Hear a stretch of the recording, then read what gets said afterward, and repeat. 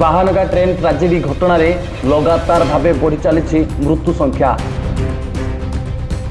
वर्तमान सुधा यही घटनार मृत्यु संख्या 228 रे पहुंची बेले आहतों संख्या 1000 पार हो जाइछि।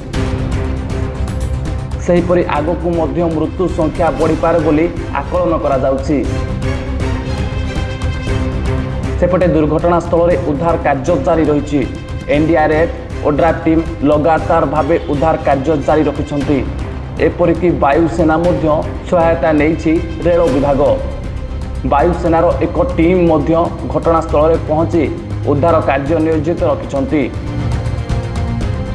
सूचनायोग्य जे एही भयंकर ट्रेन दुर्घटना रे रेल मंत्री अश्विनी वैष्णव मुख्यमंत्री नवीन पट्टनायक दुर्घटना स्थल को जाई स्थिति परखिछंती। Bureau report news TV Odia.